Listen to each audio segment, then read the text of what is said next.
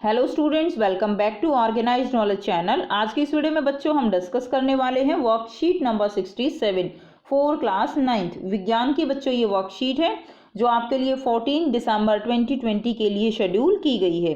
आज की वर्कशीट में बेटा हम कार्य तथा ऊर्जा चैप्टर कंटिन्यू करेंगे और ये जो है आज का टॉपिक क्या है, आज हम गतिज ऊर्जा के बारे में पढ़ेंगे। जिज्ञासा दीदी, गतिज ऊर्जा क्या होती है?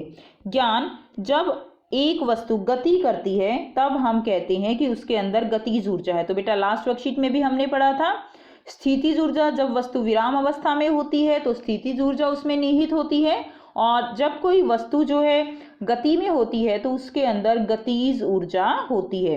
अतः एक वस्तु यदि विराम अवस्था में है तो उसमें गतिज ऊर्जा नहीं होती। उदाहरण, बहता जल यानी उसमें जो है क्या है, गतिज ऊर्जा है। गिरता हुआ पत्थर गतिज ऊर्जा है। बंदूक से निकली गोली, उसमें भी क्या है, गतिज ऊर्जा है। गतिज ऊर्जा किसी वस्तु की गति के कारण होती है।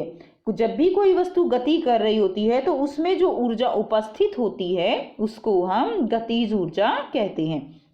गतिज ऊर्जा को प्रभावित करने वाले कारक, तो बेटा देखिए, एक वस्तु का द्रव्यमान, यानी गतिज ऊर्जा वस्तु के द्रव्यमान के ऊपर जो है क्या करती है, उसके ऊपर निर्भर करती है।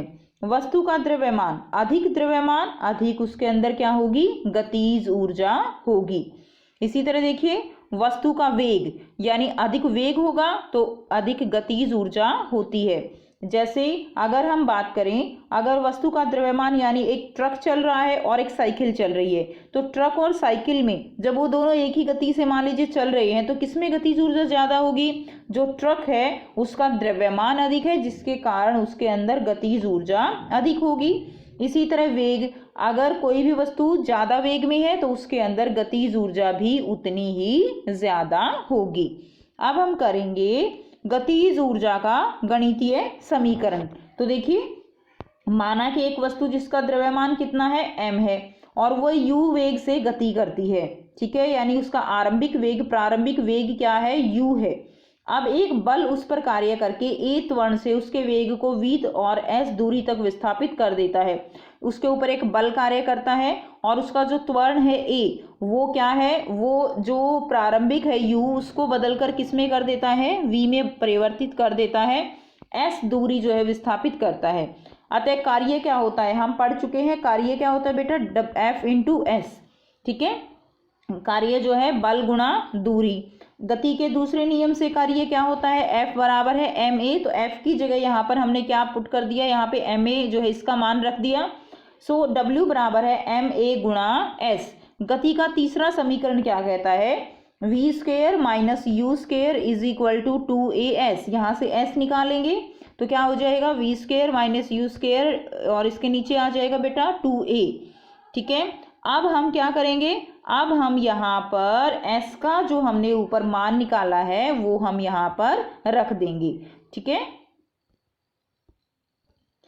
यहाँ पर हम क्या करेंगे, देखिए s का हमने ये निकाला है और ऊपर क्या है, w बराबर है ma × s, तो s का ये मान यहाँ पर आप रख दीजिए।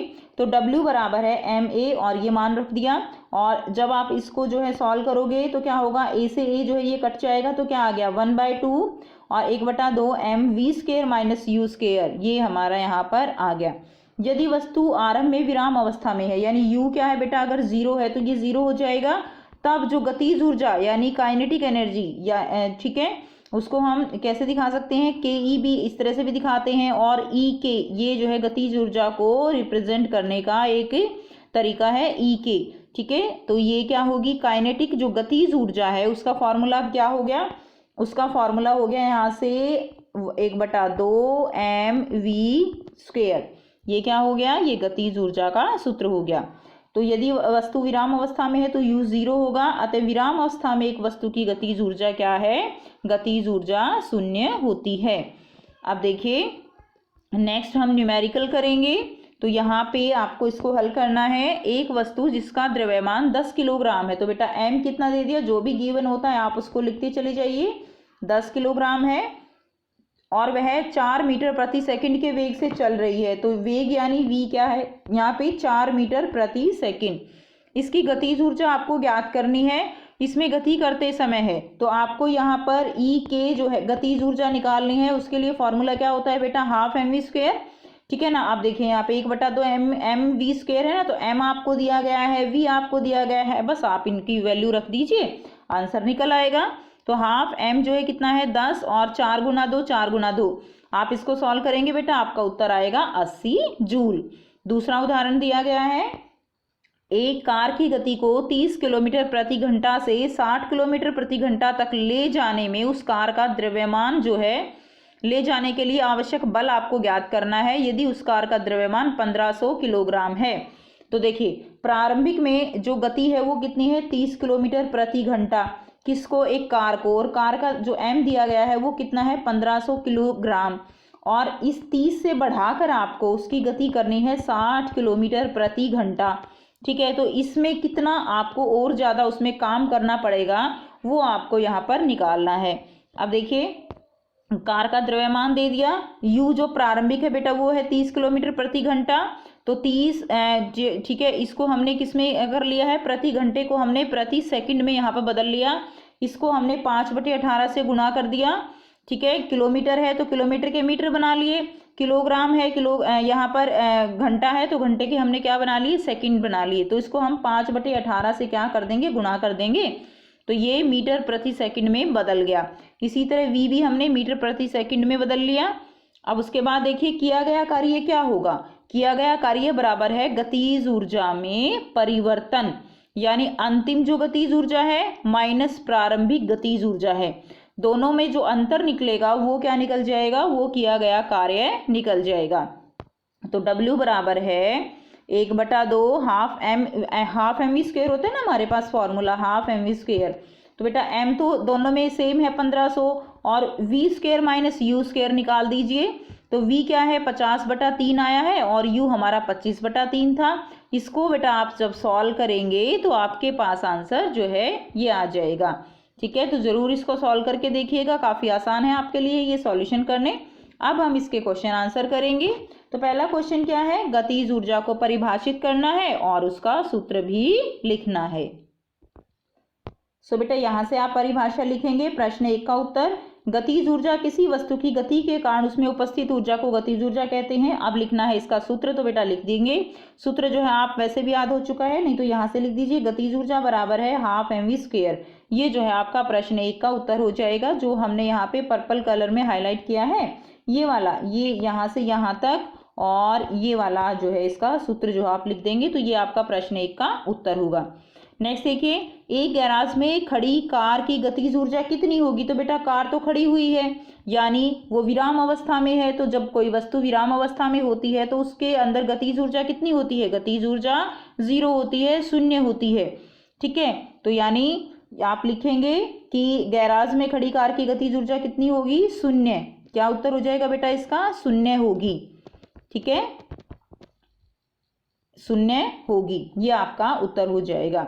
आप और भी ज्यादा लिखना चाहें तो यहाँ से लिख दीजिए, विराम अवस्था में एक वस्तु की गतिज ऊर्जा 0 होती है, ये भी लिख सकते हो, विराम अवस्था में एक वस्तु की गतिज ऊर्जा 0 होती है, ये भी आपको उत्तर हो जाएगा।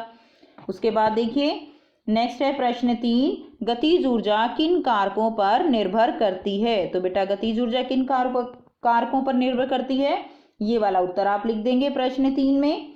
गतिज ऊर्जा को प्रभावित करने वाले कारक, वस्तु का द्रव्यमान, अधिक गतिज ऊर्जा, और दूसरा किसके ऊपर निर्भर करती है, वस्तु के वेग पे, अधिक वेग अधिक गतिज ऊर्जा, तो ये जो है क्या हो जाएगा, आपका प्रश्न 3 का उत्तर हो जाएगा।